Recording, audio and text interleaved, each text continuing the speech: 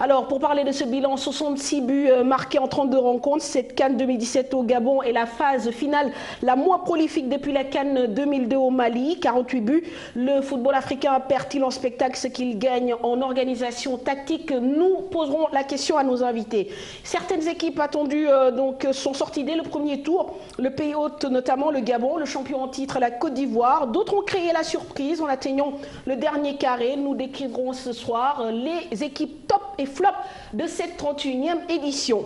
Et puis de nouveaux talents se sont évidemment révélés durant cette CAN du côté des gardiens de but, notamment avec Fabrice Ondoa du Cameroun, Hervé Kofi du Burkina Faso. D'autres ont confirmé ce qu'est être leader d'équipe à l'image de Mohamed Salah. Et puis toutes les pensées se tournent évidemment vers El Hadari, le gardien égyptien, quand il s'agit de rendre hommage aux plus vieux joueurs de la compétition. Les réseaux sociaux ont aussi vibré au rythme de cette CAN. Tout le monde connaît désormais le refrain dans la sauce des Camerounais. Le Sénégal fut un absent présent à cette finale grâce à sa chanteuse Kumba Gawlo qui a performé à la cérémonie de clôture. Voilà pour le sommaire. Merci de votre fidélité et bienvenue à tous.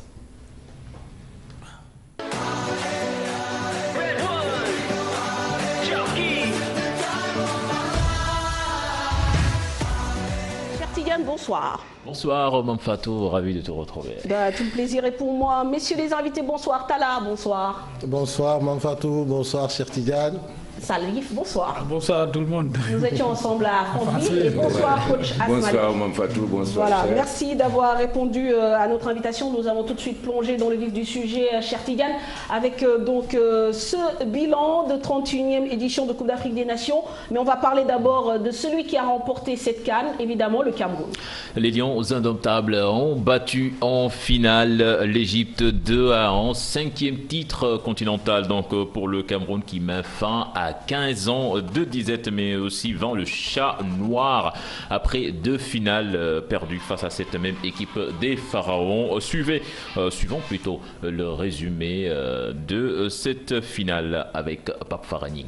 Égypte contre Cameroun, les deux équipes se retrouvent pour la 3e fois en finale de la Coupe d'Afrique des Nations. Les Pharaons démarrent fort dès le coup d'envoi avec un seul but encaissé avant la finale. Les coéquipiers de Mohamed Salah dominent les Lions indomptables dès la première mi-temps. Dès la 2e minute, alerte du côté gauche égyptien, signé Abdallah El Saïd. Quelques minutes après, l'inévitable Mohamed Salah délivre une passe décisive à Mohamed El Neni qui a battu Fabrice Ondoa à la 22e minute. L'Égypte est sur la voie d'un 8e titre de la CAN, coupable de ne pas gêner le milieu d'Arsenal. Este es Salah, Salah para El Neni en el área, ocasión, gol, gol, gol, gol, gol, gol, gol, gol, gol, gol, gol. Adolphe Teke est sorti sur blessure 5 minutes plus tard et a cédé sa place à Nicolas Nkolo, premier tournant de la rencontre. À la pause, Bruce va effectuer des changements. Il a pris le risque de lancer Vincent Boubacar pour Robert També. La suite lui donnera raison sous l'impulsion de l'attaquant de Besiktas, excellent en point d'appui. Les Camerounais ont imposé une pression quasi constante sur le but du vétéran Essam El Hadari. Le gardien a craqué une première fois sur coup franc. Nicolas place sa tête pour égaliser à la 60e minute. Il a ensuite assisté impuissamment à la propagation du virus de la fébrilité au sein de toute son équipe, en particulier sa défense. C'est elle qui a laissé Aboubakar réaliser un enchaînement de toute beauté, contrôle de la poitrine, un coup de sombrero et demi-volée dans le petit filet opposé 2-1 à la 89e minute. Le Cameroun sur un nuage 15 ans après leur dernier sacre.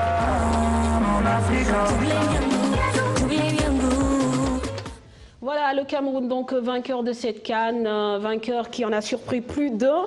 Mais je vais commencer par le coach Asmalik.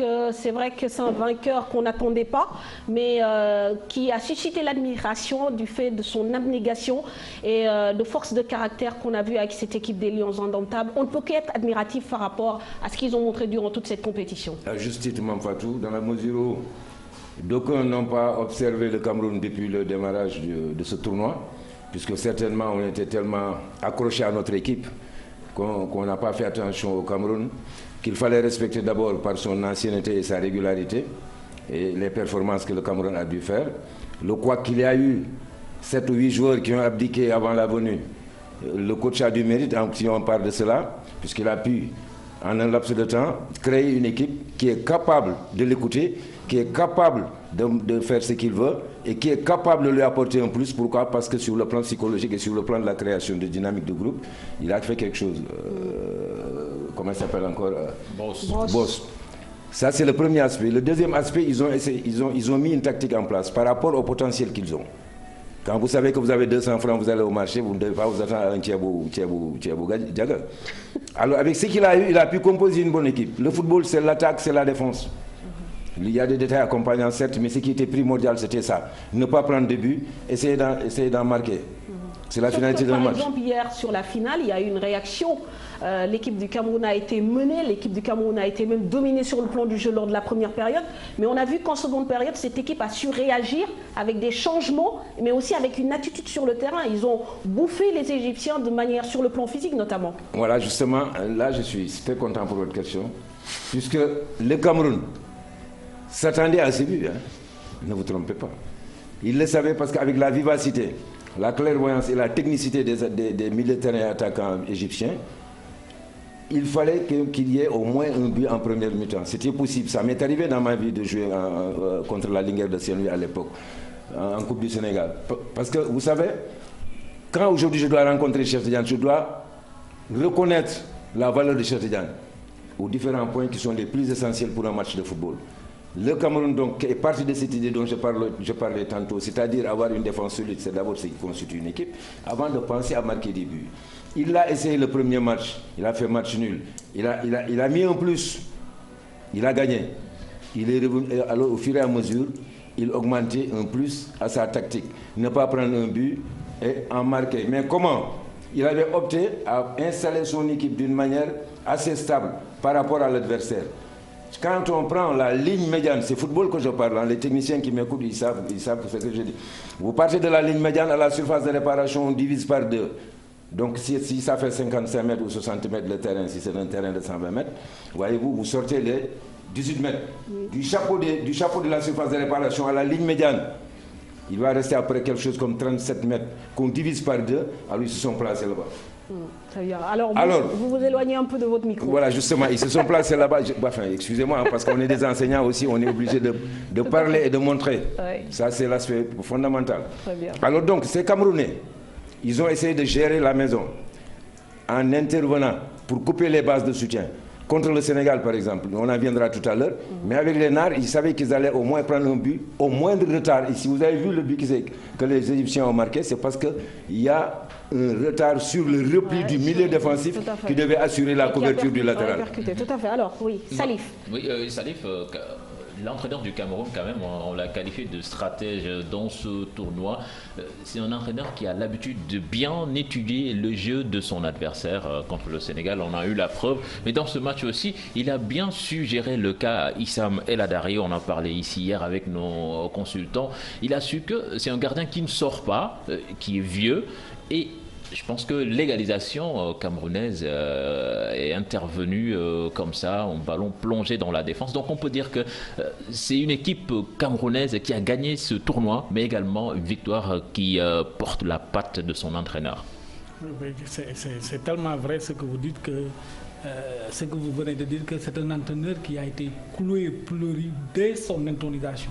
Vous imaginez un peu, parce qu'il était au chômage quand il venait au Cameroun, il n'avait pas un gros pedigree. Les gens disaient, ils attendaient plutôt un francophone, pas un belge de flamand, et ainsi de suite. Donc, en fait, aujourd'hui, c'est l'homme le plus beau du monde. Or, même à la fin de la phase allée, la plupart des observateurs, des médias camerounais étaient contre lui, contre son système, contre sa façon de faire. Aujourd'hui, il a le beau rôle. Et bon, il a dit que... Bon, les résultats parlent pour lui en même temps. Exactement. Mais quand on regarde un peu cette équipe égyptienne-là, qui est allée en finale quand même, c'est une équipe qui a basé ses succès sur sa défense. C'est paradoxal. C'est paradoxal. C'est l'équipe qui a attendu les demi-finales, pour encaisser son premier but contre le Burkina. Sinon, il n'avait pas encore encaissé le but. C'est cette défense-là qui a un peu eu des couacs hier, c'est parce que c'est de longs ballons qu'on peut lancer dans l'axe central, les joueurs étaient usés. Et pourtant, mais justement, en parlant de problèmes physiques, on a quand même remarqué, là peut-être on va faire intervenir Talla, on a remarqué que déjà cette équipe égyptienne contre l'équipe du Burkina a beaucoup souffert physiquement. D'ailleurs, ils l'ont reconnu, ils ont dit que bon, sur la deuxième période et les prolongations, ils attendaient carrément les tirs au but. Donc c'est une équipe par contre qui, c'est vrai, sait bien défendre, mais qui physiquement n'a pas répondu présent durant les 2 derniers matchs. Oui, c'est vrai que quelque part, il n'y a pas eu l'impact physique chez les Égyptiens, peut-être sur ce match-là. Mais disons, quand tu vois l'équipe égyptienne jouer, tu sens qu'il y a de la technicité d'abord. Eux, ils privilégient le jeu.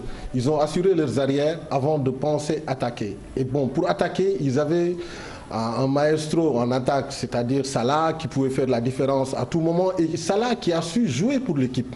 Salah a été collectif. Il ne s'est pas comporté en star en se disant c'est moi qui vais régler les problèmes.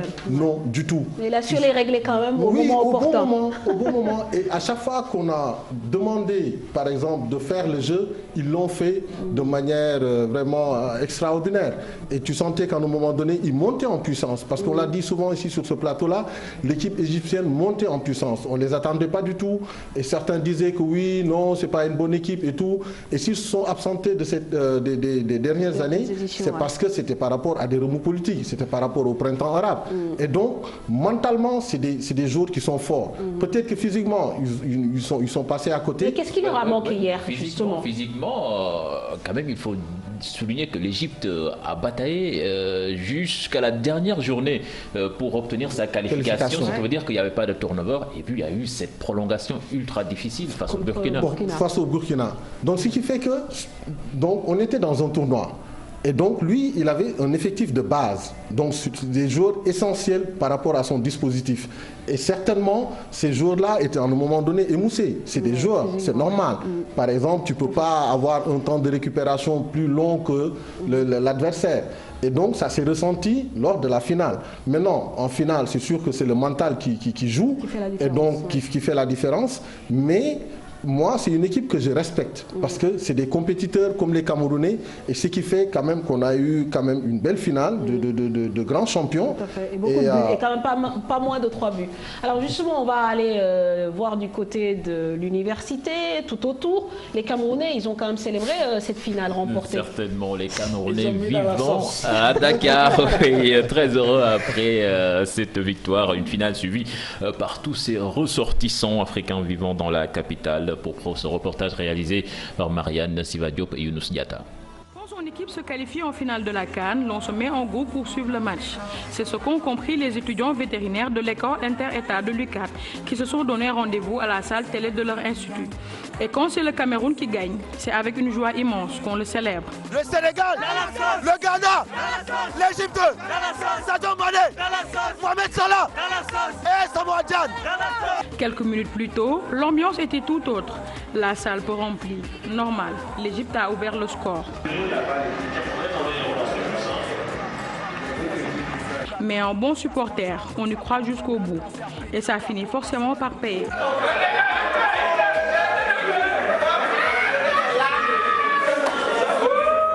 Le Cameroun égalise et finit par remporter le match sur le score de 2-1.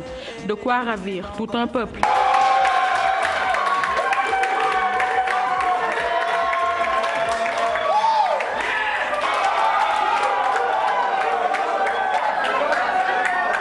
Ils nous ont prouvé par leur persévérance et beaucoup de travail qu'ils pouvaient gagner la CAN, malgré le fait qu'on est allé à la CAN avec au moins 8 cadres absents de l'équipe nationale.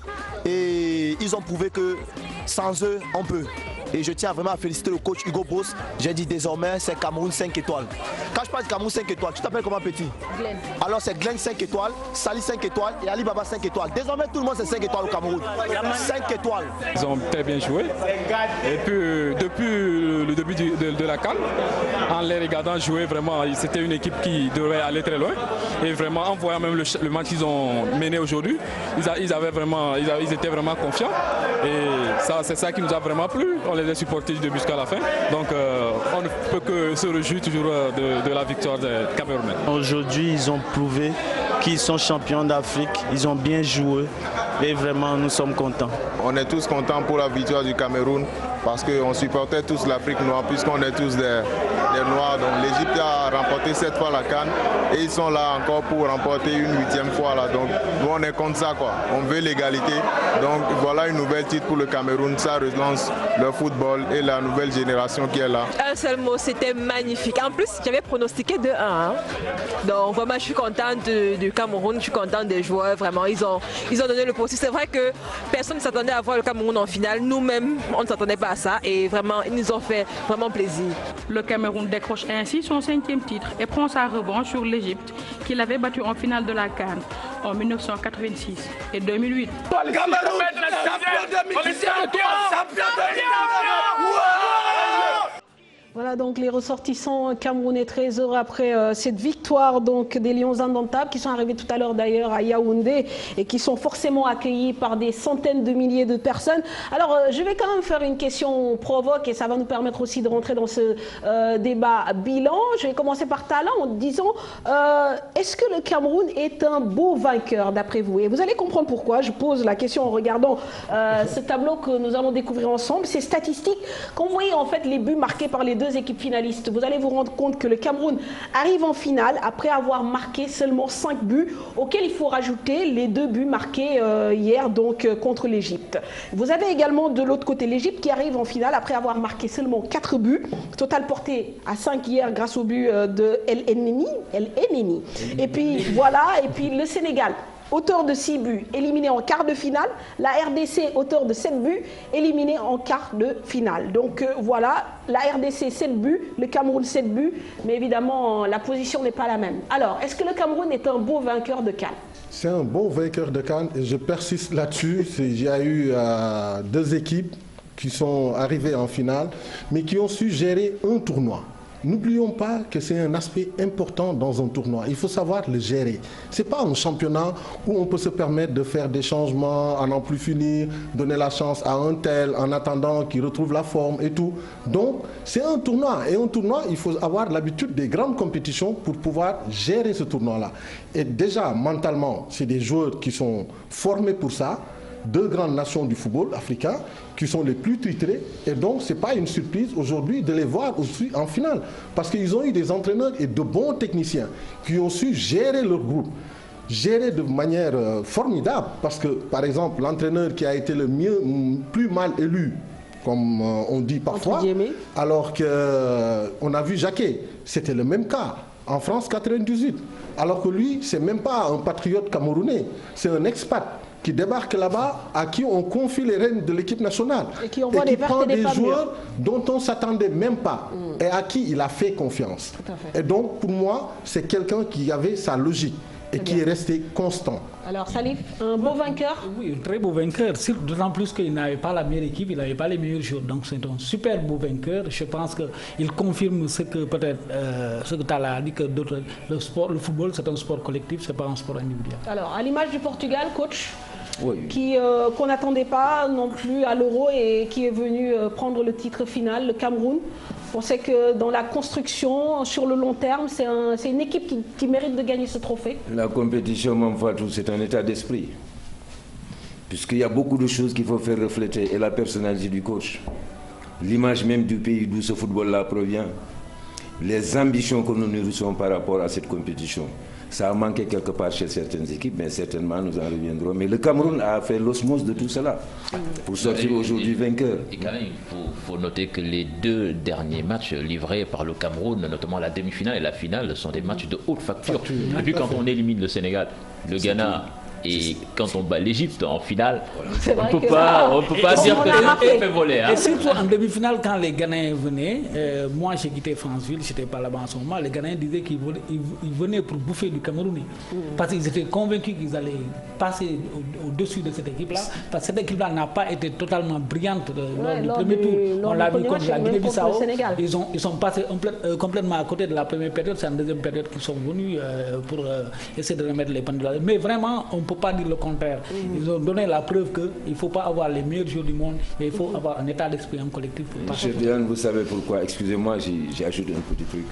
Certains entraîneurs jouent leur match, mais ils n'ont pas le temps de voir ce que l'adversaire propose ou bien l'équipe que je vais rencontrer demain, comment elle joue, ne regardent pas ça suffisamment, c'est-à-dire qu'ils ont des observateurs qui peuvent voir autre chose que ce que vous avez vu. Et pourtant, vous êtes le principal concerné.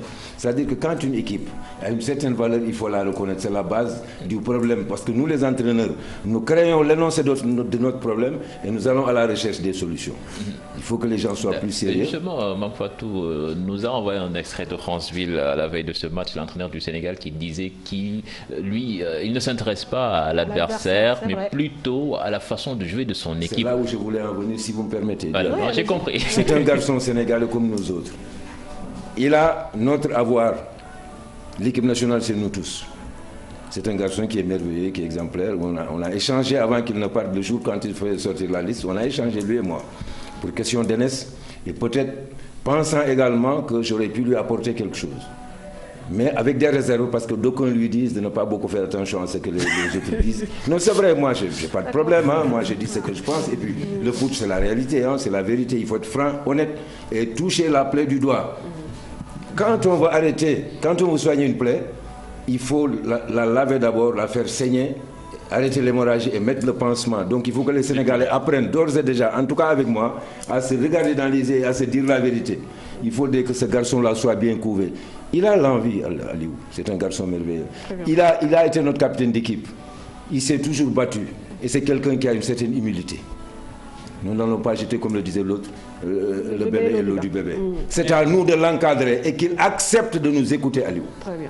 Alors, on aura l'occasion de parler un peu du Sénégal, parce que bon, le Sénégal est entre deux eaux.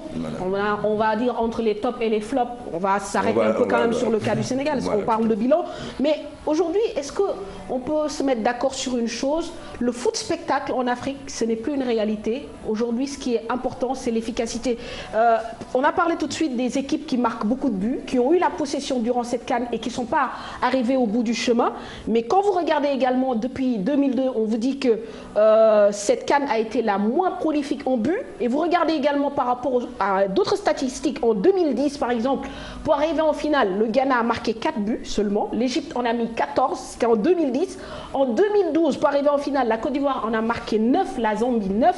En 2013, le Burkina Faso inscrit 7 buts, le Nigeria 10. En 2015, le Ghana inscrit 10 buts, la Côte d'Ivoire 9. Cette année, le Cameroun met 5 buts, l'Égypte 4 buts pour arriver en finale.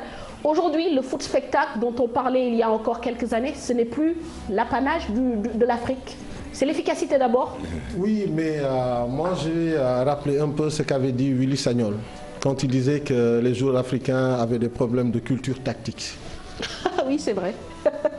Et aujourd'hui, je pense quand même que de ce côté-là, on a fait beaucoup d'efforts. Énormément. Mais en perdant un peu notre créativité. Oui, c'est-à-dire que ce qui fait le charme du foot africain, c'était ça. Et en réalité, même quand tu vas voir un match de foot, c'est d'abord un spectacle. Donc, si le spectacle n'est pas agréable, ni n'est pas beau à voir, ça laisse à désirer. Maintenant, qu'est-ce qu'on veut? Est-ce qu'on veut le réalisme ou est-ce qu'on veut vraiment faire du foot spectacle? Peut-être les deux aussi, non? Les deux, je ne pense pas qu'on soit encore à ce niveau. On n'en est pas encore capable. Parce qu'on a besoin de bien former nos joueurs, de leur laisser leur âme. En tout cas, s'il y a une équipe qui maintient un peu ce côté africain, je pense que c'est la RDC. D'ailleurs, ils ont même un entraîneur local sur le banc. Et ça joue avec beaucoup d'insouciance, ça marque. Mais cher Tidiane, c'est beaucoup de joueurs africains qui évoluent en Afrique. C'est ça qui fait leur particularité. Ils n'ont pas beaucoup de joueurs qui jouent à l'étranger ou en Europe, en tous les cas. Ah si, c'est pas beaucoup, je veux dire. Il y en a pas mal, il y en a un certain nombre. Mais néanmoins, il y a une bonne dose de joueurs africains. Oui. Donc ça, par rapport à nos autres... Mais il y a eu aussi des matchs, quand même, il faut le dire, Tala, dans cette compétition où c'est ennuyé.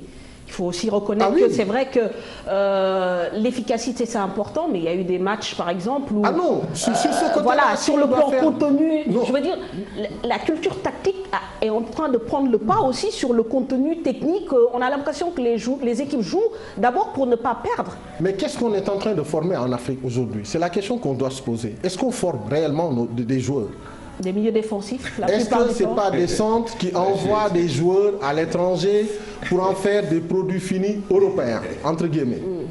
Est-ce que vraiment on a envie de pratiquer notre football à nous? Parce qu'une fois, quand tu débarques en Europe, ce qu'on cherche à gommer chez toi, c'est par exemple le déchet technique. On te dit, ouais, tu en fais trop de gris-gris. Donc, vraiment, il faut savoir jouer juste et efficace. Donc, c'est l'efficacité qu'on va te demander. Mais quand même, bon, Fatou parle d'un jeu européanisé, mais quelque part, est-ce qu'on ne peut pas dire que nos équipes ont progressé? Parce que, par exemple, cette Côte d'Ivoire qui est éliminée au premier tour, on l'a vu jouer en match amical face à la France. Et c'est une équipe tactiquement qui tient la route, qui sait se placer sur un terrain, contrairement à cette équipe du Zimbabwe, qui est très africaine. Et qui a pris des rousses. Jouer contre la France, à chaque fois pour un pays africain, ils vont se transformer.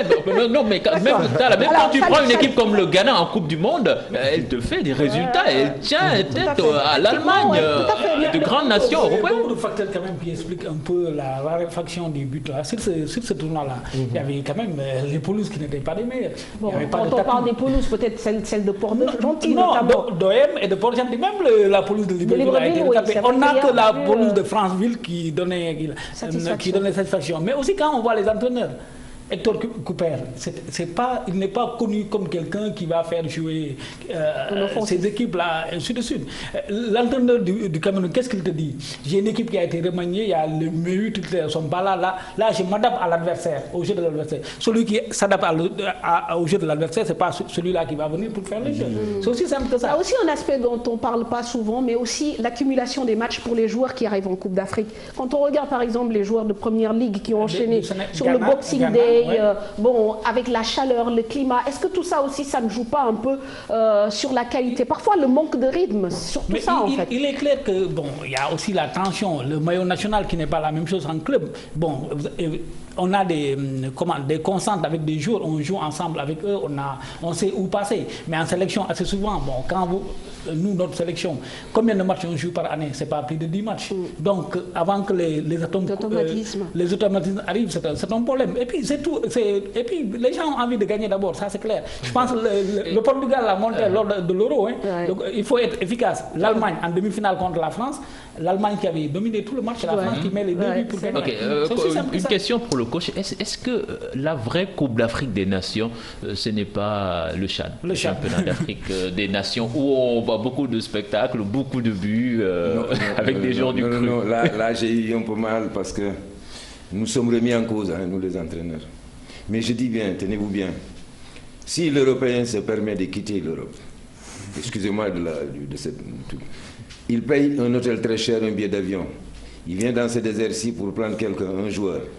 Le préférer à quelqu'un qui a fait l'école de football française ou espagnole ou autre chose, lui payer des millions, c'est parce que nous avons du mérite. Le problème ne se situe pas à ce niveau. Nous ne sommes plus habiles que sur le plan gestuel. Je vous le dis, hein, et je peux le prouver, dans le monde entier.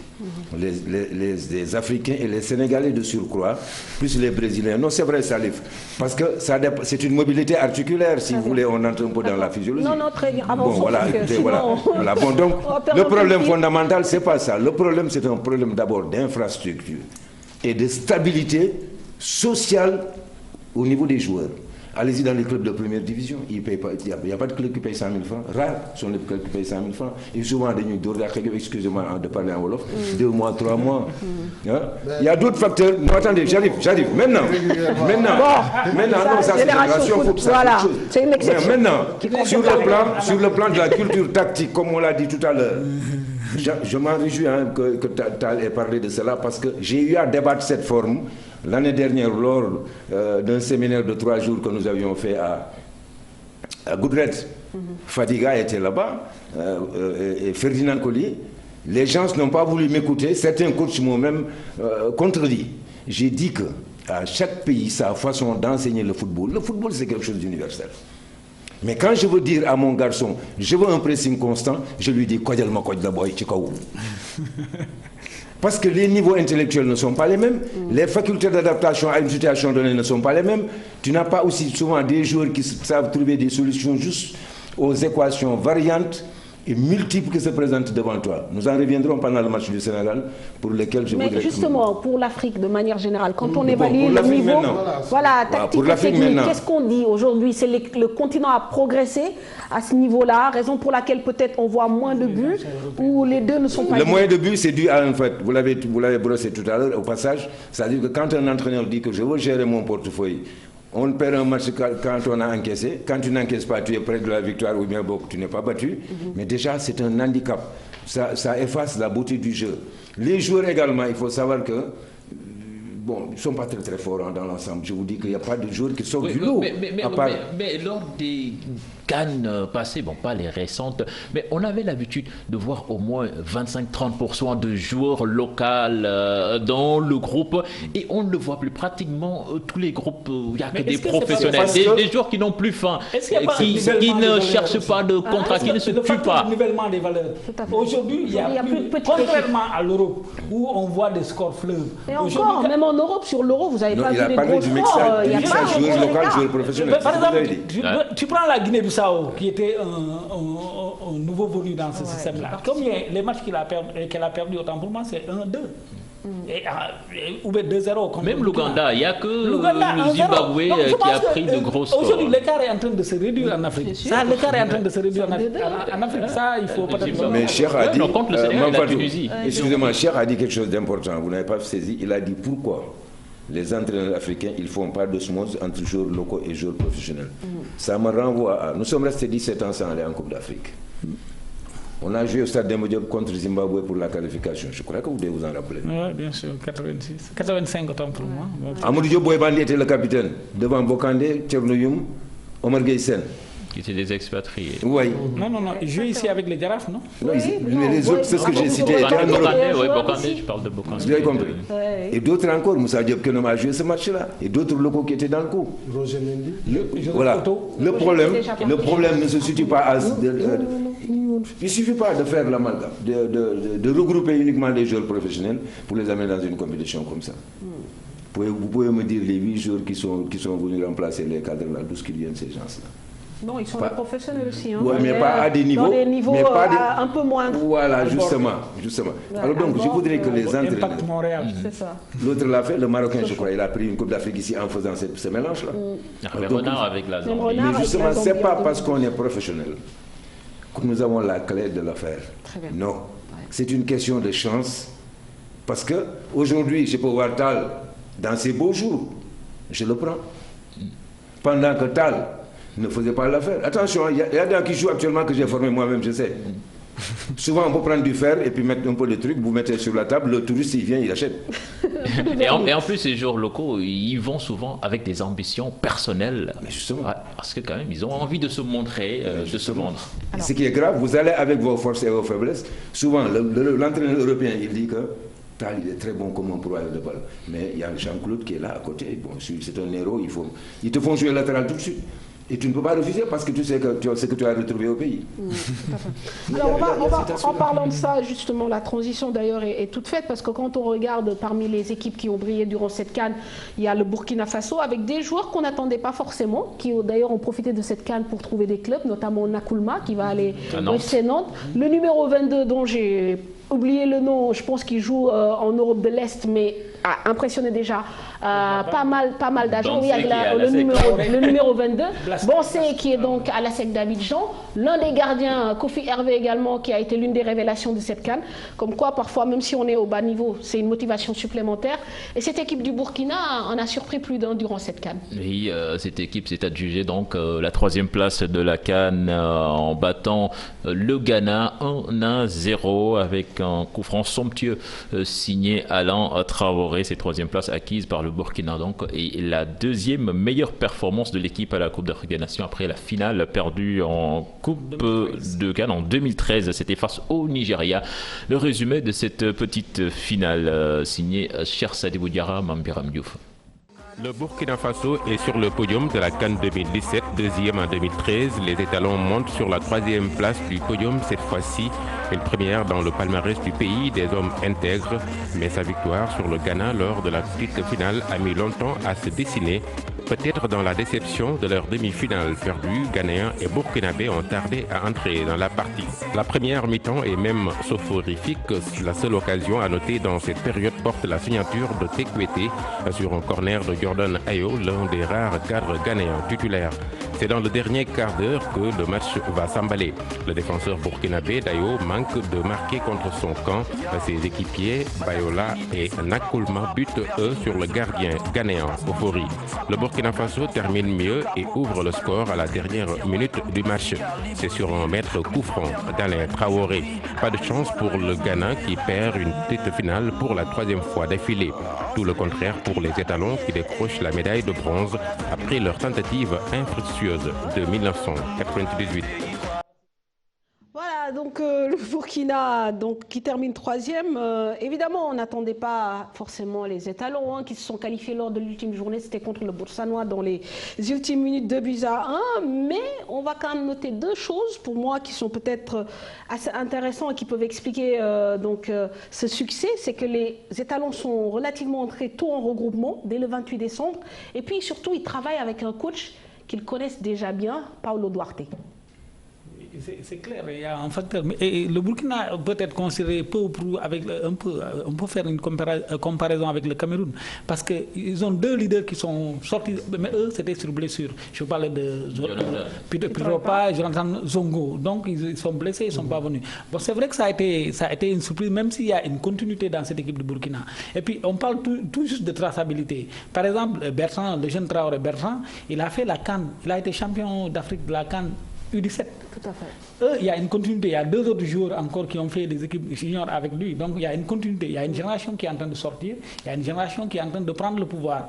Je pense ici aussi on doit réfléchir au Sénégal à ce niveau-là pour voir. Bon, pour donner raison aussi qu'il y a un entraîneur qui était là, qui a travaillé avec eux, qui est parti, qu'on a fait revenir. Bon, maintenant la sauce a pris. Excusez-moi, les Camerounais de la sauce. Aujourd'hui, les choses ont pris. Même pas. Les choses ont pris. Aujourd'hui, le Burkina, on sait que, c'est vrai, s'ils ont eu des difficultés un peu au début, mais contre la Guinée-Bissau, ils sont montés en puissance. Surtout leur match référent, je pense, contre la Tunisie. Quand ils ont mis 2-0 sur la Tunisie, ils étaient inarrêtables. On les a vus contre l'Égypte, où ils ont carrément dominé l'Égypte sur tous les plans. Donc, heureusement pour nous, les Sénégalais, on va rencontrer le Burkina un peu plus loin. Ah mais justement, c'est un adversaire qui est en ligne de mire. Mais il y a 6 mois qui vont se passer. Beaucoup de choses peuvent se passer en 6 mois. Et en plus, le Burkina, c'est un jour d'expérience pratiquement sur chaque ligne. Oui, c'est-à-dire qu'ils ont une bonne ossature.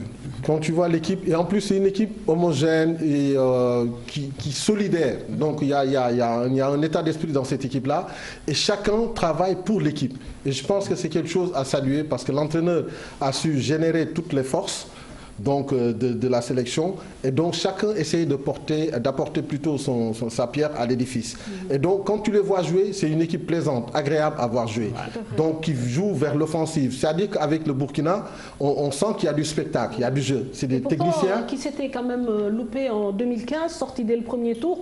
Comme quoi, je pense que parfois il y a des leviers dans une équipe quand ils n'existent plus. Tout de suite, vous le ressentez. En 2015, l'équipe était venue disloquée et ils sont repartis au bout du premier tour. Oui, Cette année, il y a eu plus de solidarité et ils sont repartis de l'avant. Qu'ils ont su garder au moins une bonne ossature. Les joueurs vedettes, par exemple, quand tu parles, Pitropa, qui a disparu de la France, qu'on voyait plus. Mais qui commence à être vieux quand même. Mais qui commence à être vieux, mais qui apporte... Mais il a que 30 ans. Non, on sait comment ça se passe. Mais qui est là, qui est régulier dans les coupes africaines. Et donc, c'est ça qui est important. Quand tu vois les frères Traoré, donc, ils se donnent. Et tu vois qu'il y a du jeu. Et l'entraîneur, il cherche à faire du jeu.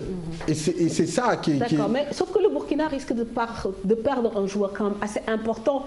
Peut-être on ne se rend pas compte quand on regarde les matchs, c'est Caboré. Il a un impact dans le milieu de terrain burkinabé. Il a donné un discours en clair-obscur hier. Bon, il va parler avec sa famille, il va discuter. Mais ça veut dire qu'il n'est pas encore prêt à partir, quoi. Quand même, le Sénégal qui va rencontrer le Burkina sur les 2 matchs peut-être décisifs des éliminatoires de la Coupe du Monde, ça ne va pas être facile, je pense, pour une équipe comme ça qui sort d'une bonne Coupe d'Afrique, qui sera en confiance. Donc c'est une équipe déjà qu'on peut commencer à regarder, à observer dès à présent. C'est juste pour dire que, vous me permettrez de reprendre un peu ce que le Wolof a dit. Si nous disons que nous avons la meilleure équipe, nous savons jouer au football, que nous ne prenons pas les dispositions nécessaires sur le plan technico-tactique, sur le plan des hommes, sur le plan du mental, sur le plan d'un schéma directeur qui doit être dirigé par quelqu'un de très fort dans notre équipe, qui est un leader. Parce que vous savez, dans une équipe de football, il faut qu'il y ait un leader. Les frères Bertrand, ils font le même job que les frères Traoré. Voilà, les frères Traoré, autant pour moi. Le job qu'ils sont en train de faire là-bas, c'est la même chose avec les Ghanéens, les fils d'Abedi Pelé. Partout où vous passez, même au niveau du Cameroun qui a gagné, il y a 2 éléments clés qui étaient sur le banc et qui sont écoutés par toute l'équipe. C'est-à-dire l'attaquant qui a marqué le 2e but sur un geste technique extraordinaire, et l'autre également, Nkounou. Est-ce que vous avez compris? Quand vous voyez par exemple le Sénégal jouer, excusez-moi, après vous me direz qui est le patron de ces... Un hableur, quelqu'un qui dit arrêtez, ou bien on joue à gauche, ou bien... Voilà, ainsi de suite. Donc voilà le problème, voilà la force du Burkina. Et mieux encore, c'est une équipe qui commence à croire en elle-même, de ses capacités. C'est une équipe qui se promet déjà de jouer un grand rôle dans la sous-région. Est-ce que vous avez vu? Alors donc c'est des garçons qui seront difficiles à freiner. Ce ne sera plus un problème de joueurs individuels, mais ce sera tout un collectif. C'est ce qui s'est passé. C'est ce qui s'est passé à Génération Foot d'une manière plus terre à terre. Non, c'est vrai, excuse-moi, moi j'ai joué contre toi l'année dernière en aller et retour. Mais j'ai vu que quand Ismaël partait également, qu'il y aurait un remplaçant évident, c'est Nian, l'attaquant. Donc il marche sur une certaine politique, une certaine organisation que si tu ne peux pas respecter ça, mais mon vieux, il faut aller à la maison attendre, faire du thé. Non, c'est vrai. C'est vrai. Alors donc c'est là d'où ressort maintenant la personnalité, l'image d'un entraîneur de foot. C'est ça ou rien. Parce que c'est vous qui serez mis en cause demain. C'est vous qui serez comptabilisé, interprété. Très bien. Alors, on va parler toujours de cette CAN avec un bilan chiffré, je vous le disais donc au sommaire, 66 buts en 32 rencontres de CAN, soit une moyenne de 2,06 buts inscrits par match. Parmi les autres équipes top et flop de cette CAN, celles-là évidemment qui sont illustrées de manière positive, dont le Burkina, forcément le Cameroun, et ces autres qui sont repartis après un tour. Évidemment, on pense dans ces cas-là au champion en titre, la Côte d'Ivoire, sortie dès les phases de poule, et une équipe comme l'Algérie. Suivons cet élément.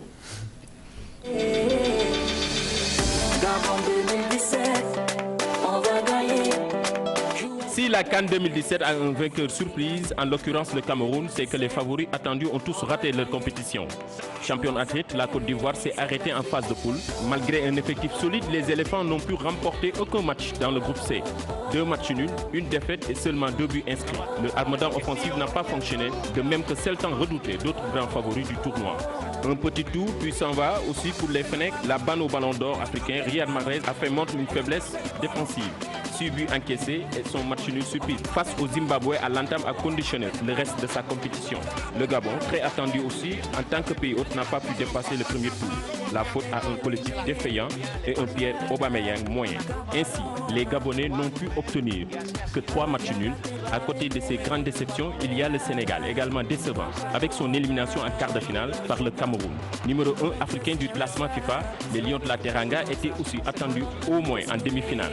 Mais ils n'ont pas pu faire sauter le verrou des Camerounais. Les Lions indomptables qui créent la belle surprise de la CAN 2017 en devenant champion d'Afrique.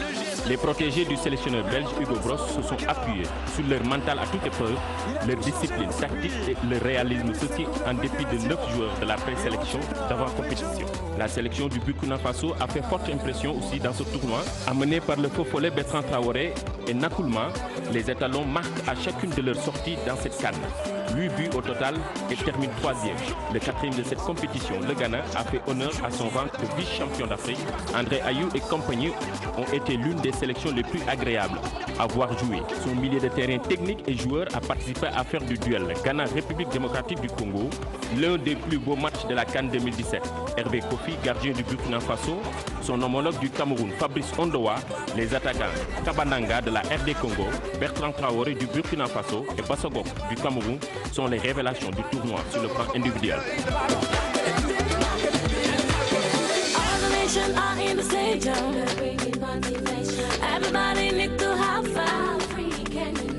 Voilà, les tops, les flops, alors pour l'histoire donnée que c'est arrivé quand même à 12 reprises qu'une équipe championne d'Afrique en titre sorte dès le premier tour. La première fois c'était en 68 avec le Zaïre et puis récemment on a eu également le cas de la Zambie, championne d'Afrique en 2012 et qui en 2013 est sortie dès le premier tour et la dernière équipe en date est donc la Côte d'Ivoire. Alors dans ce classement entre les tops et les flops, le Sénégal est entre deux eaux, on va dire.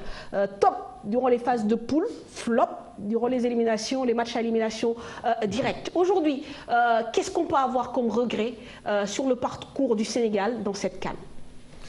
Ben déjà, il faut savoir tirer les enseignements de notre échec. Parce que pour moi, c'est un échec. Hein. Il ne faut pas qu'on se voile la face non plus pour dire à chaque fois. C'est pas trop fort comme Non, c'est un échec. C'est un échec. Il faut dire les choses telles qu'elles sont. Pourquoi, Tala? C'est un échec d'autant plus que, avant de partir, on était l'équipe classée première en Afrique.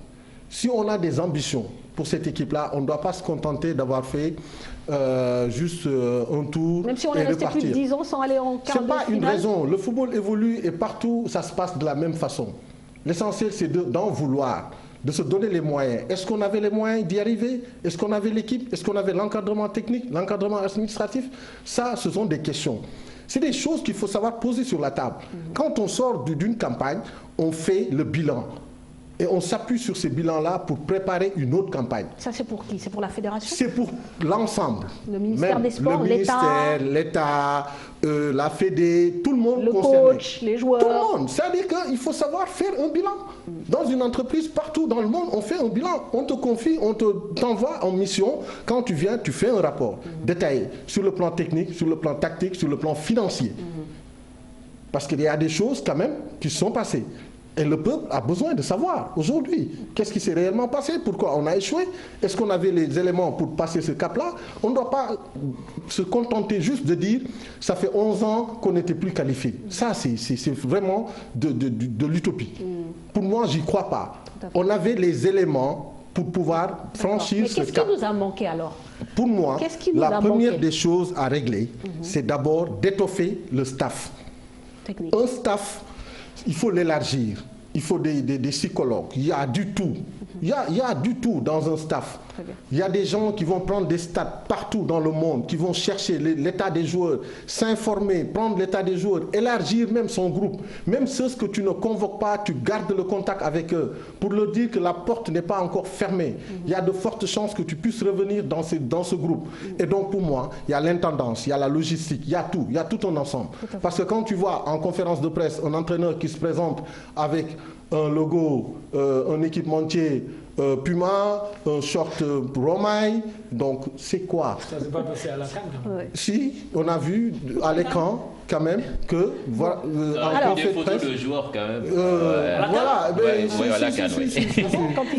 Quand ils essayaient leur nouvelle équipementier. Alors, Salif. Non, moi je pense. Qu'est-ce qui a manqué à cette équipe du Sénégal pour arriver justement au bout? Je pense que le commentaire de Tala est trop dur. Hein. Moi, je ne suis pas d'accord avec ça. Il faut, c'est clair, il faut faire un bilan. Et puis, je pense que les gens sont en train de faire. On a manqué de réussite lors de notre match contre le Cameroun. On ne peut pas parler de bilan négatif. Non, on ne peut pas parler. Ça serait trop dur.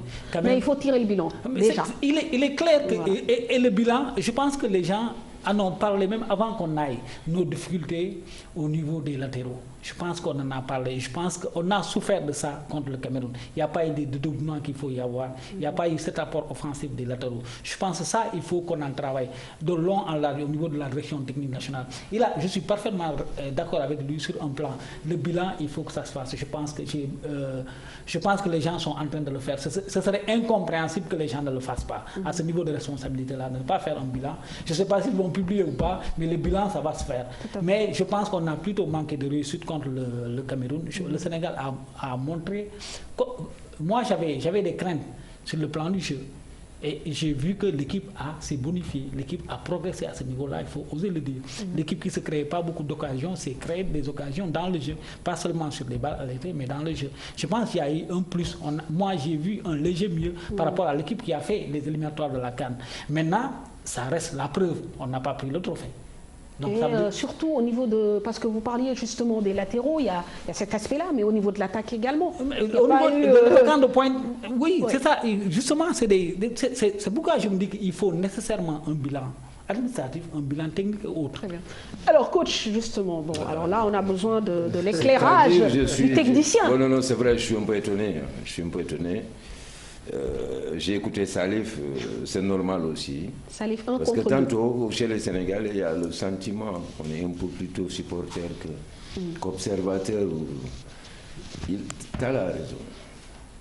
Il ne faut pas se voiler la face.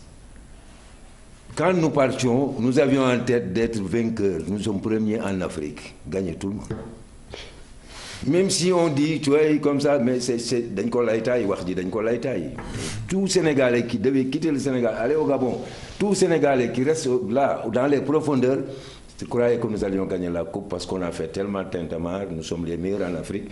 Après avoir gagné le Burundi, Namibie, mais c'est extraordinaire, c'est pas de référence.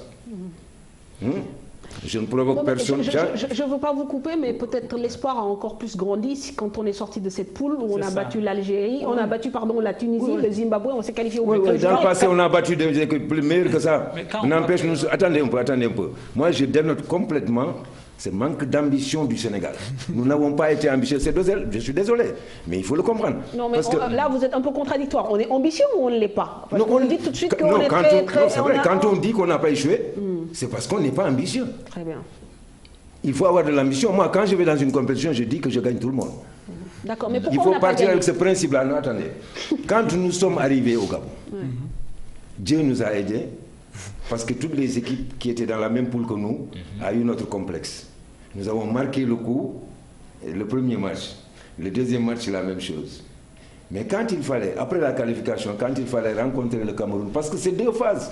Il y a le championnat qui était terminé maintenant, c'est la phase de coupe, comme on dit chez les enfants, Raougado. Le Sénégal devait avoir une autre position par rapport maintenant à la suite de la compétition. Je parle des entraîneurs. Oui, il fallait penser football maintenant. Il fallait c'était du navetan.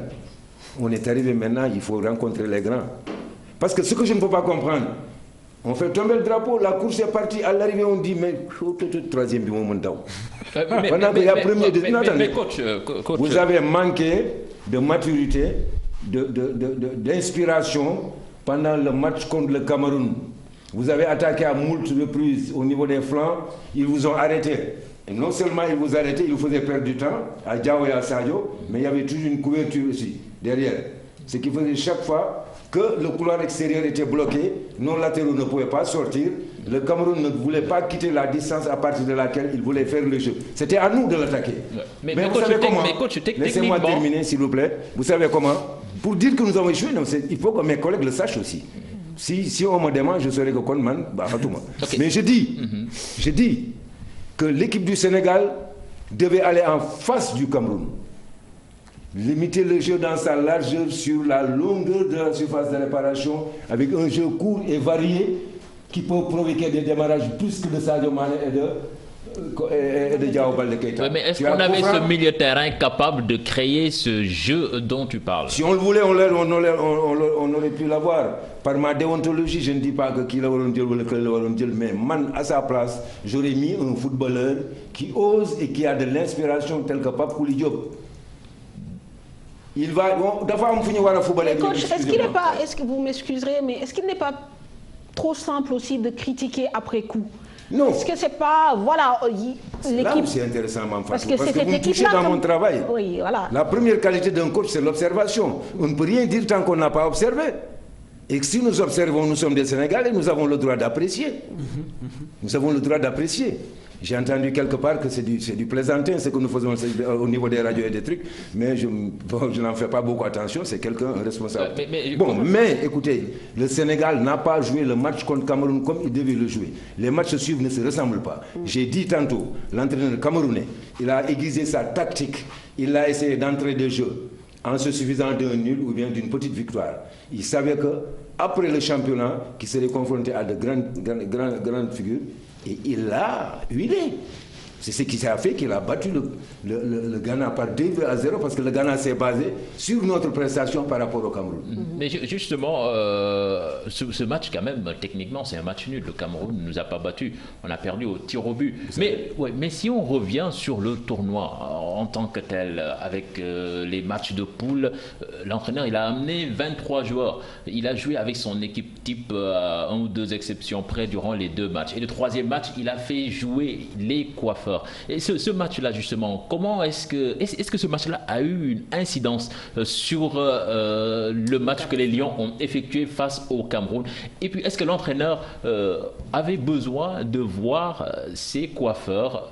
Est-ce que parmi ces coiffeurs, il y en avait qui pouvaient aspirer à une place de titulaire? Je vais intervenir. Je crois que ce terme-là, déjà, de coiffeur, moi, me pose problème. De manière générale. Non, c'est pas pour vous, mais je le dis de manière générale. Je pense que quand vous avez 23 joueurs qui sont là, on a tendance peut-être... C'est un terme galvaudé et pour moi assez péjoratif. Il n'y a pas de coiffeur. Je veux dire, il y a des remplaçants, d'accord, il y a des titulaires, mais arrêtons d'utiliser ce terme de coiffeur. Je voulais le préciser parce que c'est un peu péjoratif. C'est là où je voulais en venir, cher Tidiane. Puisque vous savez ce qui est difficile pour un coach. Nous le faisons pendant le stade de 2e degré, je vois quelque chose. La gestion de l'environnement de l'entraîneur.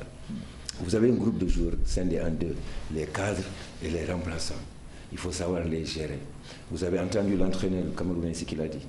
Tout était confondu. Personne ne s'énervait. Mais au Sénégal, il y a des joueurs qui sont capables de jouer un rôle meilleur que ceux qui sont pressentis à chaque fois. Je sais que c'est difficile de faire un choix. Il y a des critères. Il y a des critères pour faire un choix et je ne conteste jamais le choix de quelqu'un parce qu'il y a le respect de la différence. Je peux penser que ça c'est orange, Cheikh me dit non, c'est pas orange, c'est du vert grenat. Non, c'est vrai, il faut respecter les gens. Mais je dis qu'en tant que Sénégalais averti, connaisseur un tout petit peu du football pour l'avoir pratiqué pendant 30 ans, je pense que ce qui aurait fait l'affaire du Sénégal, c'était de faire sortir Mambiram Diouf. Les chiffres ne lui donnaient pas droit à notre match. Il faut être véridique, le football c'est chiffre. Il n'a pas marqué pendant 3 matchs. Et lors du match des remplaçants, les 2 buteurs, j'arrive. Donc avec leur place. J'arrive. Sur le plan de l'animation, il nous fallait quelqu'un qui oriente l'équipe tantôt. Si on doit jouer en profondeur, si on doit jouer latéralement, si on doit chercher quoi que ce soit, il faut qu'il y ait un leader dans le jeu. Il fallait avoir un cascadeur comme Cheikh Ndoye derrière. Nous devions rencontrer de grands gabarits. Vous savez pourquoi j'ai dit tout à l'heure, Mafatou? Excusez-moi, parce que je suis dans mon domaine. Je suis dans mon sujet. Par rapport à même, dans le même truc. En 98, vous vous rappelez de Stéphane Guivache? C'était le titulaire de l'équipe de France. Il a marqué combien de buts? En équipe nationale ou en... Il a marqué 0 but. À la phase finale, il a joué. Les attaquants n'avaient pas marqué en 98. Il n'est pas sorti de l'équipe de France. C'est un choix, j'allais terminer par ça. C'est un choix. Non. Ce que vous dites, c'est... Bon, en fait... Vous pouvez le remettre en cause, mais je vous donne... C'est une science humaine, c'est pas une science absolue. Non, attendez. Mais si on suit votre logique, ça allait faire... Quand l'Espagne est champion du monde, à chaque fois, le 1-0, c'est David Villa qui le mettait également. On a besoin d'un attaquant qui marque. Je mets une anecdote avec Berlusconi. La presse française est allée le voir pour lui dire que nous, on voudrait qu'en tant que président, vous nous disiez entre Van Basten et Papin, qu'est-ce qui est le meilleur? Il a dit que, écoutez, je les ai tous achetés pour qu'ils marquent des buts. Celui qui ne peut plus en marquer cédera la place pour un autre. Vous savez, il n'y a pas de complaisance. Soyons sérieux. Tu as amené combien d'attaquants? 4 attaquants. Et tu persistes sur un seul. Mais ça ne vous fait pas réfléchir un peu là? Non, mais c'est vrai. Ah bon, il a alterné avec So. D'une manière. Coach en parle, hein? Mais contre Cameroun, quand même, il a presque eu 90 minutes. Est-ce qu'on peut peut-être avancer dans le débat? Parce que ce matin, j'ai vu quand même un communiqué qui a été relayé d'ailleurs par l'APS de Macky Sall, qui n'a jamais autant parlé de l'équipe nationale. Ça nous a un peu surpris d'ailleurs, qui a eu un message d'encouragement, mais qui appelle à la vigilance. Comment vous interprétez un peu ce communiqué qui s'est fait après la levée du drapeau? Mais c'est un peu une pression positive qu'il faut mettre sur cette équipe-là pour dire attention, vous êtes allé à la CAN, il y a le potentiel, vous n'êtes pas arrivé à qui, mais le jeu était pas mal, mais moi, je vous attends au tournoi, aux éliminatoires de la Coupe du Monde. Comment il faut l'interpréter? C'est une menace qui ne dit pas son nom? Certainement, il doit attendre un rapport assez détaillé sur le plan technique, tactique. Il a des conseils sur le plan financier, l'argent qu'on a remis, l'argent qu'on a récupéré aussi, parce qu'on en a récupéré, parce qu'après les éliminatoires, je pense qu'on devait empocher. Et il a cité en fait toutes les instances en fait concernées, que ce soit le ministère, la fédération, le staff technique. C'était assez clair. Tout à l'heure, vous avez parlé d'échec, on peut le comprendre, mais quand même dans un tournoi, forcément, il y a la chance du champion, ça on ne peut pas l'occulter. Le Cameroun l'a eu dans ce tournoi face au Gabon. Il y a eu ce poteau, il y a eu ce penalty. Vous avez parlé de la France en 98.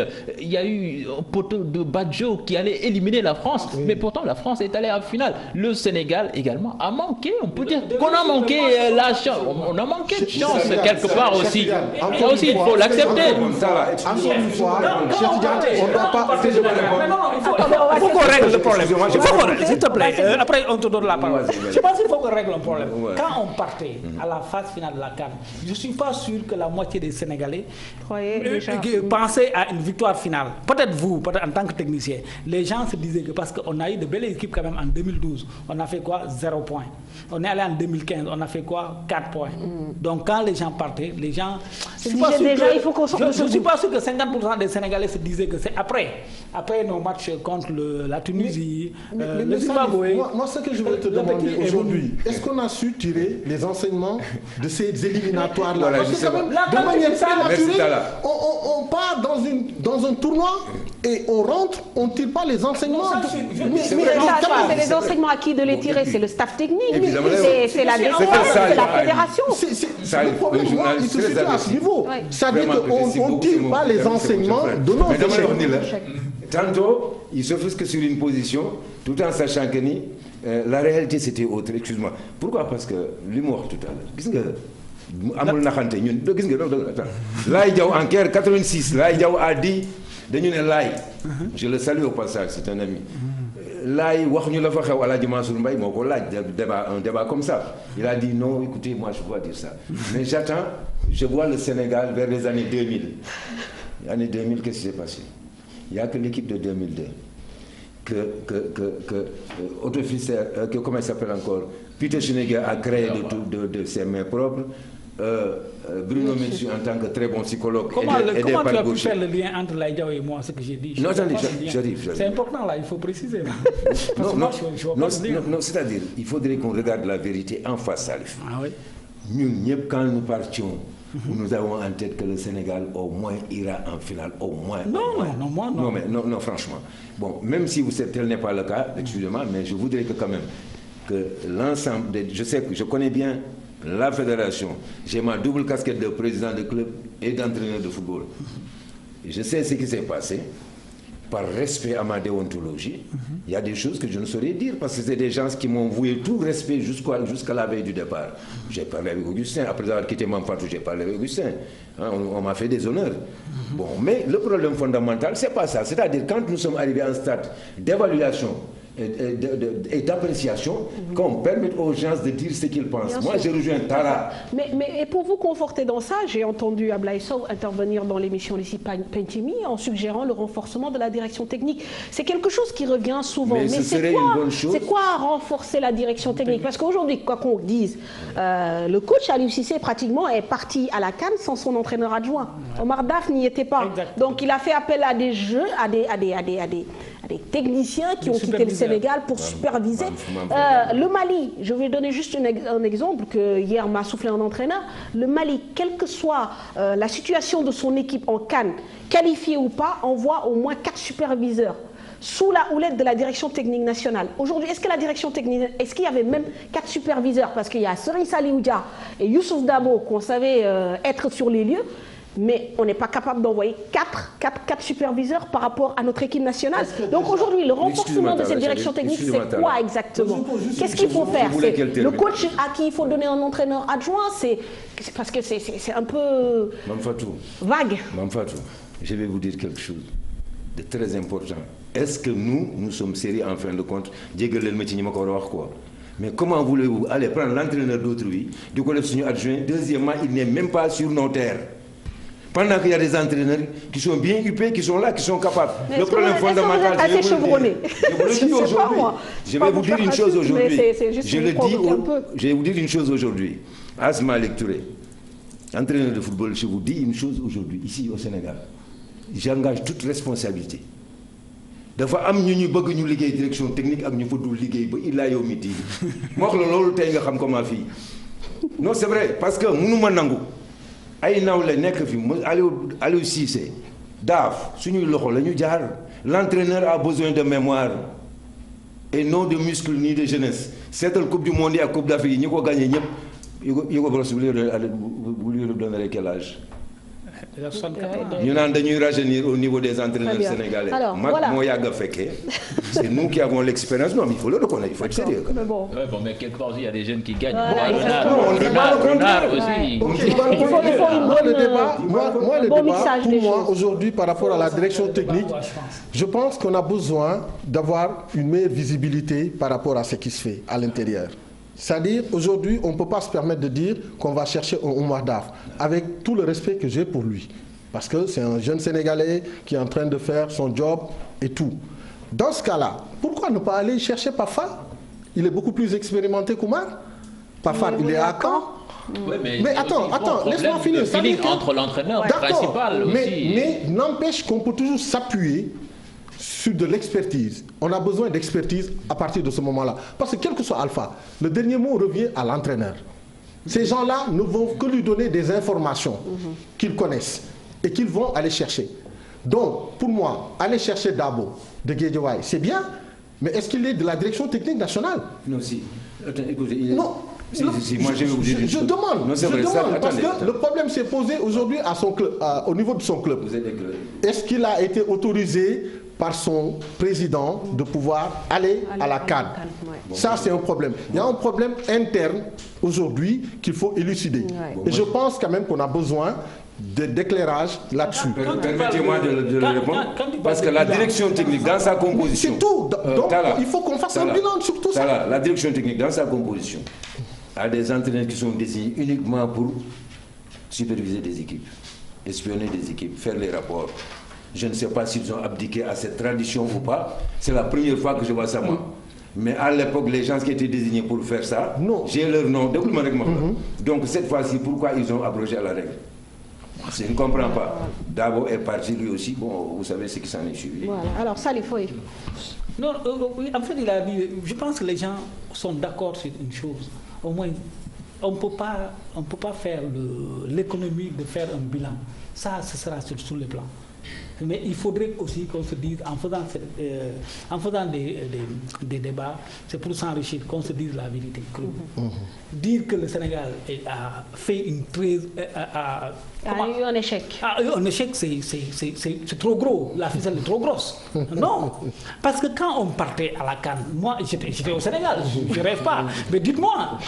Mais tu t'es affilié en 1962 jusqu'à 2000 combien? Non, je ne suis pas. Non. Quand même, il faut qu'on soit sérieux. Non, justement c'est parce que je suis... Tu t'imagines? Je suis sérieux. Non, excuse-moi, c'est pas pour te dire ça. Non, je suis sérieux. C'est pourquoi quand j'ai quitté, quand même, quand j'étais à Dakar, il n'y a pas 50% de Sénégalais qui pensaient que l'équipe du Sénégal allait franchir le premier tour. La preuve, Khalidou Koulibaly l'a dit.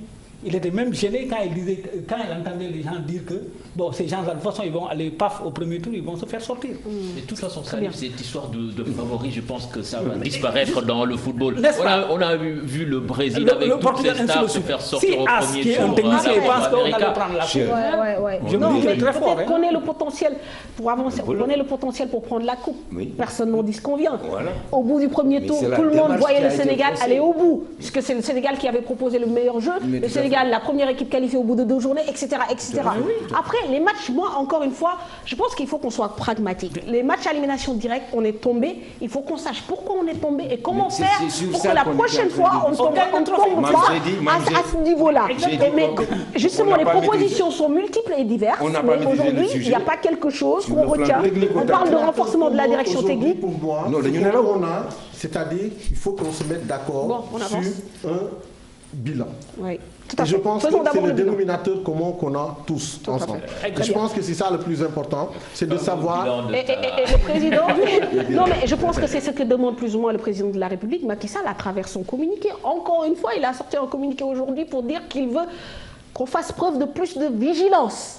Pour moi, c'est très clair. C'est un message codé, mais c'est un message qu'on déconne. Se qualifie à la Coupe du Monde. Il espère qu'on sera encore à la Coupe du Monde. C'est ça. Mais Mamfadou, c'est très clair. Mamfadou, vous savez pourquoi j'ai cet état d'âme par rapport à ce qui s'est passé? J'ai été, et je le suis jusqu'à présent, au niveau de tous les organes, sauf TV, sauf TFM. Mané, il est temps maintenant que nous pensions pour nous-mêmes et par nous-mêmes. Prenez les entraîneurs sénégalais, le seul entraîneur qui a fait comme ça, quand si je me fais gain de cause, kooku dem amul li ñu yaakaaroon pour dëggal ma man, j'ai ma raison. Mais justement, l'entraîneur national, donc, il doit se remettre en question. Mais bien comment? C'est perpétuel pour un coach. Constamment. Mais où est-ce qu'il doit progresser vraiment, Aliou Cissé? Vous l'avez vu à l'œuvre. D'abord sur le plan de l'écoute, ça on sait. Non, mais c'est vrai. Là où il doit persévérer. Là il doit persévérer, Aliou. Et si j'ai l'occasion, je le lui dirai. Par rapport au temps d'antenne que nous avons, il y a l'image d'abord du Sénégal qu'il faut tenir en compte. C'est d'abord la base de la démarche qu'il aura à avoir pour le message qui sera entendu par nos joueurs, pour assez de représentativité, assez de culot sur le plan prise de risque. C'est le fondement de notre boulot. Il faut la prise de risque. Ça, c'est clair. Non, c'est vrai. Le Sénégal n'a pas osé risquer ces deux matchs-là. Merci. Merci, coach Astouré. Alors, on va parler à présent des joueurs aussi qui ont brillé durant cette CAN. Il y en a eu pas mal. Bon. Il a qu'à désigner Basso Gog, meilleur joueur de cette CAN 2017. Il y a eu également Fabrice Ondoa pour le symbole. On retiendra ce gardien de 44 ans, El Hadary, donc, qui est le plus vieux joueur à avoir participé à cette compétition. D'autres noms sont à découvrir dans cet élément signé Nafissatou Sylla Chérifia. Christian Basso Gog, élu meilleur joueur de la CAN par la Confédération africaine de football, même si son âge, 21 ans, fait l'objet de beaucoup de railleries sur les réseaux sociaux, car le bonhomme paraît un peu plus âgé. Le milieu offensif camerounais a impressionné de par sa percussion et son aisance technique. Auteur d'un but en demi-finale contre le Ghana, Basso Gog appartient au club danois d'Aalborg depuis l'été 2015. L'Égyptien Mohamed Salah a montré durant cette CAN toute l'étendue de son talent. 2 buts, 2 passes décisives. L'attaquant des Pharaons est impliqué à 100% dans les réalisations de l'Égypte qui, durant la compétition, aura marqué 5 buts. L'efficacité, la précision, le choix judicieux, le joueur de la Roma a porté son équipe jusqu'en finale. Fabrice Ondoa, le jeune gardien camerounais, a éclaboussé de par son talent cette Coupe d'Afrique des Nations. Auteur d'arrêt décisif contre le Ghana lors du 3e et dernier match contre le Cameroun en phase de poule, il assure aux Lions indomptables du Cameroun une qualification au second tour. Et en quart de finale, il sort le dernier penalty sénégalais tiré par Sadio Mané. Aujourd'hui, ce jeune homme qui galère au club de FC Séville est déjà dans les petits papiers de plusieurs clubs européens. Regardons l'air pour mieux frapper la frappe d'Odoa. Sadio Mané qui voit ce ballon repoussé. El Hadary, 44 ans, le doyen historique de la CAN, décisif dans les tirs au but contre le Burkina Faso, a joué sa 5e finale ce dimanche devant le Cameroun pour une 7e participation en phase finale de CAN. El Hadary ne compte pas s'arrêter en si bon chemin malgré ses 151 sélections avec les Pharaons. Sa phrase fétiche, « Il est temps pour moi de jouer à la Coupe du Monde », c'est ce que je me dis tous les matins et avant chaque entraînement. Malgré l'élimination de son équipe en quart de finale par le Ghana, Junior Kabananga figure dans le top 4 des joueurs de cette CAN. En effet, l'attaquant de la RD Congo termine meilleur buteur de cette 31e édition avec 3 réalisations. Junior Kabananga a donné la victoire aux siens face au Maroc, 1-0, puis a marqué un but et donné une passe décisive contre la Côte d'Ivoire, 2 buts partout, et a ouvert le score contre le Togo, 3-1. Voilà les joueurs qui auront marqué d'une pierre blanche cette CAN. Et sans transition, nous allons découvrir le 11 type justement choisi par la CAF. Donc du côté du gardien, sans surprise, Fabrice Ondoa du Cameroun. Côté défenseur, on va dire Cocorico entre guillemets, Seigmo de Karamboch, défenseur du Sénégal, qui a prolongé d'ailleurs tout à l'heure son contrat avec Anderlecht. Ahmed Egazi de l'Égypte et puis Michael Ngade du Cameroun, qui est aussi l'une des révélations de cette CAN. Au milieu de terrain, on en a 5. Charles Kaboré du Burkina Faso, Daniel Amarté du Ghana, Bertrand Traoré du Burkina Faso, Christian Atsu du Ghana, Mohamed Salah de l'Égypte, et au niveau de l'attaque, Christian Bassogog évidemment du Cameroun et Junior Kabananga de la RD Congo, qui donc termine meilleur buteur de cette compétition. Du côté des remplaçants, il y a un autre Sénégalais, Cheikhou Kouyaté, et puis l'Égyptien Issam El Hadari, Préjus Nakoulma du Burkina Faso, Harit Sid Bansé également du Burkina, Benjamin Moukandio du Cameroun, Zézinho de la Guinée-Bissau et puis Mbark Boussoufa, du Maroc. Voilà pour le 11 type. Un petit commentaire peut-être rapidement, on arrive presque. Il n'y a rien à dire pour moi. C'est bon? Non, c'est parfait. Moi, je pense que Khalidou Koulibaly, par rapport à sa CAN, méritait largement. C'est vrai que le premier match, il est passé à côté, mais après, c'était du très très haut niveau. Tu as des stoppers dans l'axe central. Quand tu choisis un, tu es obligé de laisser l'autre. Tu choisis Renos. Tout à fait. Alors, Tala, oui? Ben oui, moi c'est un 11 qui me convient parfaitement. Très donc rien à dire là-dessus. Rien à dire. Par contre, sur le choix du meilleur joueur, moi j'ai des doutes. D'habitude, ils prennent le meilleur joueur dans l'équipe qui a remporté. Assez souvent, c'est comme ça que ça se passe. Sauf en 2013, parce que c'est Pietro Pa qui était le meilleur joueur de la CAN. Et le Ghana, le Burkina Faso avait perdu la finale contre le Nigeria. Moi j'aurais mis une petite pièce sur Salah. Parce que vraiment il a été à la hauteur. Et les découvertes aussi, bon, je pense qu'il y a quelqu'un qui est parti très tôt du tournoi. C'est le joueur de la Guinée-Bissau qui était au GFC, Piketty. Piketty. Il a été très bon. C'est pas son but qui va évoluer. Non, mais techniquement quand même. Il avait de très bonne disposition. Je pense que ça l'a mérité. Le geste technique qu'il a fait, le sombrero là, franchement, non, mais quand même, ça là, on le connaît. Là, ça c'est pas une découverte. Mais c'est vrai, voilà. Je voterai pour Salah.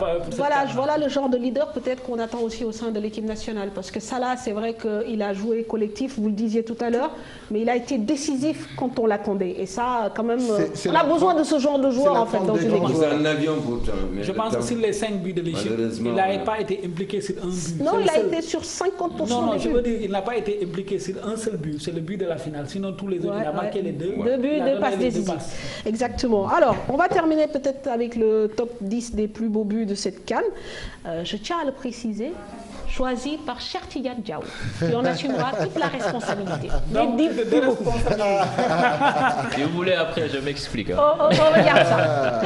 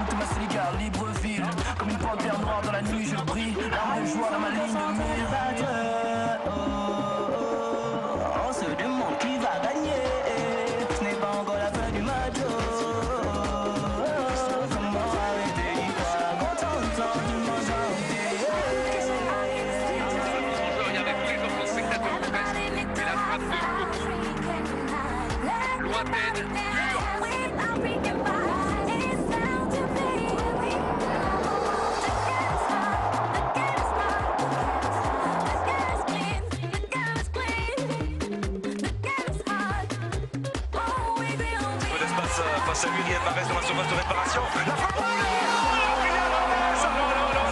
Le petit bijou!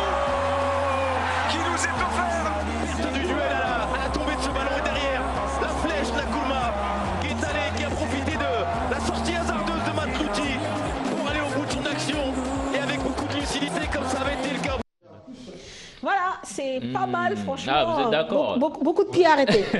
Bon, quand même, le but de Aboubakar, bon, on ne dira pas que c'est le plus beau but de la CAN, mais quand même c'est le but le plus important. Justement, c'est le but qui le donne. Si vous me posez la question, moi je réponds. Je dis pourquoi je le dis. Technique aussi, contrôle de la poitrine en l'air.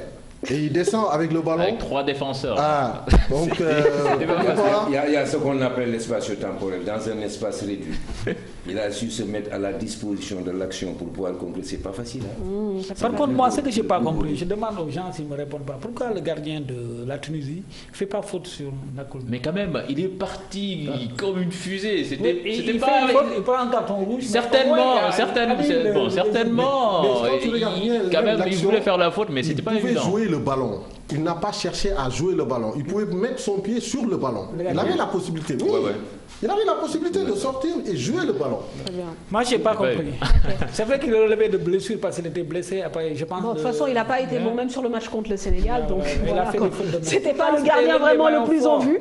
On comprend d'ailleurs que voilà. Bon, merci, cher Tigane, quand même, pour ce condensé, pas mal. On est d'accord à 90%. Alors, on va retrouver Momodou Ndiaye pour les buzz du web. Vous savez aussi, hein, la CAN s'est vécue sur les réseaux sociaux avec beaucoup de photos, beaucoup de belles images, et puis le Cameroun dans la sauce, qui a mis tout le monde dans la sauce. Bonsoir Momodou. Bonsoir Manfatou, ravi de vous retrouver. Bonsoir aux téléspectateurs et bonsoir à vos invités. La CAN sur la toile, clap de fin pour cette 31e édition de la CAN avec le sacre des Lions indomptables pour la 5e fois, après 84, 88, 2000, 2002 et 2017. Retour sur le but de Vincent Aboubakar à la 89e minute et la joie de Samuel Eto'o. Correr esa pelota al 22. Siani. Pelota larga de Siani. Control allí de Aboubakar. Ahí está.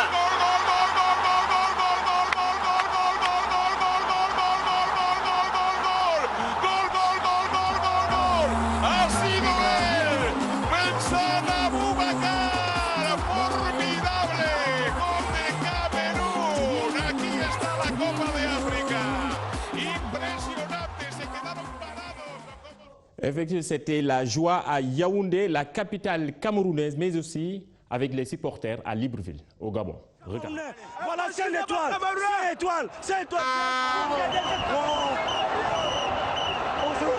Là, c'est 1, 2, 3, 4. C'est pour l'Afrique. Reste là maintenant.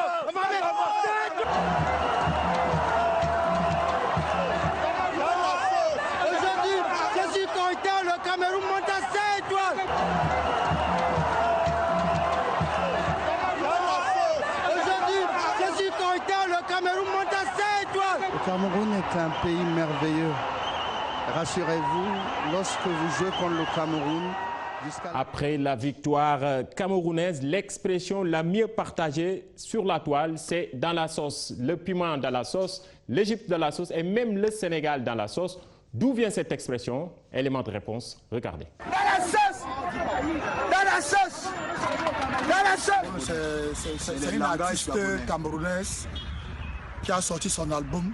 Une artiste camerounaise, chanteuse. Oui. Qui a sorti son album. C'est qui est tout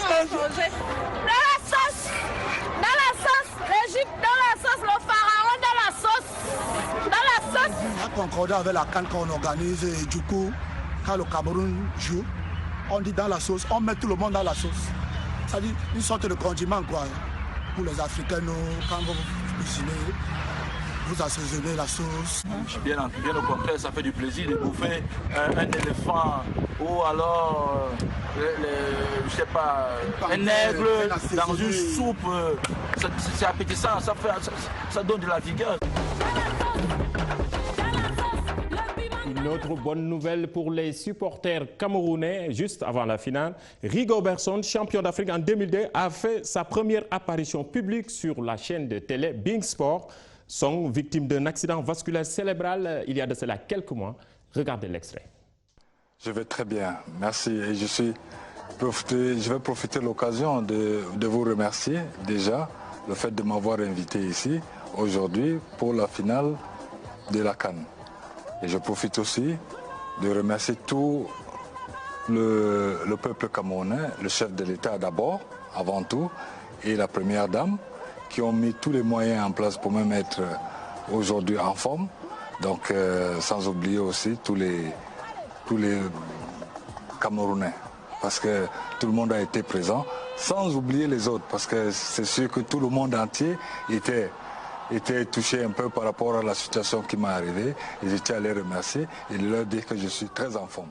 Rigobert Song, sans ces dreadlocks, mais toujours un plaisir de vous retrouver, Monsieur Song. On va découvrir le Sénégal à la finale de la CAN, mais oui, pas sur la pelouse, mais sur la scène. Notre Kumba Gawlo national a assuré un spectacle magnifique lors de la cérémonie de clôture. Regardez.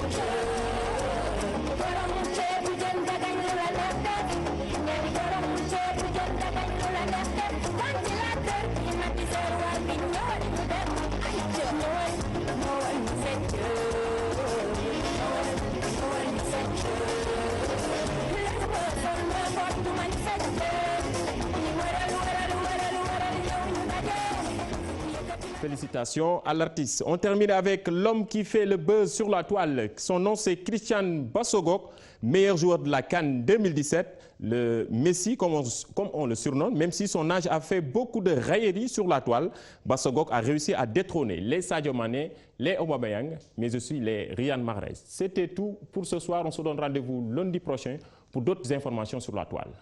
Voilà, merci Mamadou Ndiaye. La question qu'on se pose, c'est est-ce que Christian Bassogok a réellement une fille qui va passer le bac et qui a 19 ans ou 18 ans? Parce que bon, c'est ça aussi le buzz sur le web. Il a dédicacé, je pense, un de ses trophées à sa fille qui, qui passerait le bac à 21 ans. C'est quand même assez étrange. Donc la fille doit être surdouée quand même. Non, la fille a 18 ans, lui il en a 21. Donc faites le calcul. 3 ans. Voilà, donc c'est sur cette question oh combien ésotérique qu'on va se quitter. Merci coach Asmalik, Salif, merci beaucoup. Tala, merci. Ça a été un plaisir de vous suivre durant toute cette CAN. Merci cher. Merci beaucoup. Voilà, merci à toutes les équipes techniques, à la réalisation. Vieux Diouf, excellente soirée. À la semaine prochaine. Au revoir.